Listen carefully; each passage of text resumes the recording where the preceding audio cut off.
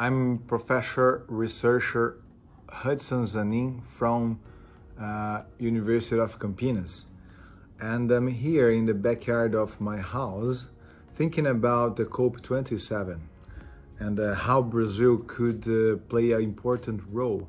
So here we are excited about the new government that are now looking to the environmental. Brazil actually are, considering the whole history, are doing a quite good job. So we have one of the cleanest electric grid in the world. So 85% of our electricity are renewable. That's something probably most of people from Europe, US, North America, actually, Asia, doesn't know. And also, other countries are much far from us to electrify and make greener the electricity they use. I know we have some natural advantage, and a lot of things we have here are hydropower, but also 22% of our electricity are wind. So we are putting coins, putting money, and taking seriously the wind energy and solar as well.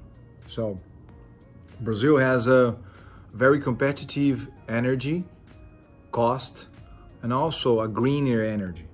That's put us in a position that we can be a developer and help the world leading the energy transition. Yeah, the energy is greener.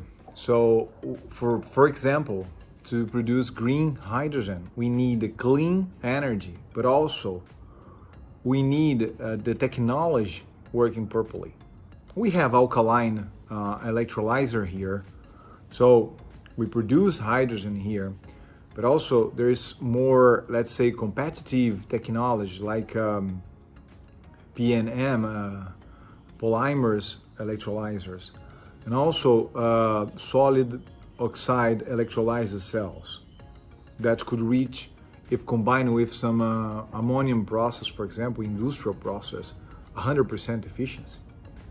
So those are more, let's say, lab scale technology. But yeah, I know there is some development, especially on the electrolyzer and polymeric electrolyzers reaching megawatts. So we are wondering if that maybe we could be part of that. So with this green technology, the green electricity, and with the technology, maybe we could produce here in Brazil.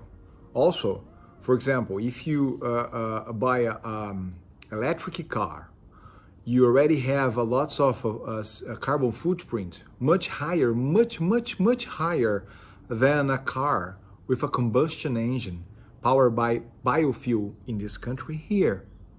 Do you know that? Yeah, electric car doesn't make any sense in this country. Do you know why? Because we have ethanol. So the ethanol is coming from a plant that's every gas station we have. You can choose gasoline and ethanol, and the cost is the same. So I know some people from Europe are going to say, okay, biofuel is not that good because you compete food with the sugarcane plantation, or there's deforestation, and that's something people doesn't know anything about Brazil would say. The ethanol production is in the south of the country. The Amazon forest is up here, 2,000 kilometers. There's nothing to do this deforestation here with that one over there. That's other problems, okay? Which we must solve, okay? But the biofuels are not competing with food because we have a continental size country. We have a lot of space to produce food. We just choose not to. Not us, but the government, the producers, and we export a lot of food. We feed more than a third of the world population. That's a lot of people we feed. Okay, and when we pick up we buy, for example, purchase a electric car in this country, you buy with a battery that's being produced in China. Probably the miners, the mining the parts of the battery, the products of the battery from here or for other parts of the world, it's being mining using a lot of diesel, being transported by train from whatever. For example, Brazil, a lot of train producing, taking the rocks, taking a boat, taking a cargo ship to China, and then produce goods like steel, for example, like a battery. Okay, and that's to produce the battery. They burn charcoal, coal. They use natural gas. A lot of the electric matrix of China or US is very, very dirty. So even though we are purchasing a battery which is supposed to be environmentally friendly, they are produced with a very dirty electricity. So Brazil could offer the possibility of producing all this kind of hydrogen, batteries, all these kind of things that are considering nowadays infrastructure and helping to leading the energy transition. So hopefully our governments, combined with China and the US and Europe, Asia in general, and find a way, find the deals to bring these factories to Brazil to produce that cleaner. So then maybe the electric cars, the energy storage system, because we're going to put a lot of wind and solar in the electric matrix. Some of this energy must be storage to meet demand with production. So we need to start this in batteries, but the battery must be cleaner. And I can't see in a close future that happening. Brazil already have this. So why won't the world make a pact and find a battery spots to produce this technology cleaner? So hopefully that could be a lesson, or that could be a speech that our government here put there to find to show the world some alternatives. Another alternative, as we have lots of biofuel here, hydrogen, green hydrogen could be produced from the biofuels. For example, ethanol has 2 carbons, 6 hydrogen and oxygen. From one molecule of hydrogen from ethanol, we could extract 3 molecules of hydrogen. So that means that with 1 molecule of ethanol, we could produce 3 molecules of hydrogen, which means that that's a fancy way to transport hydrogen from one place to another. Okay, and that is helping to go faster, because the transport and the storage of the hydrogen is very costly. And we already have a solution that maybe the world could use it. So Africa, for example, could be a huge producer of ethanol. Why not? Why the world should not helping their improve their life quality there, and producing more this kind of fuels, and maybe export to Europe, to other countries.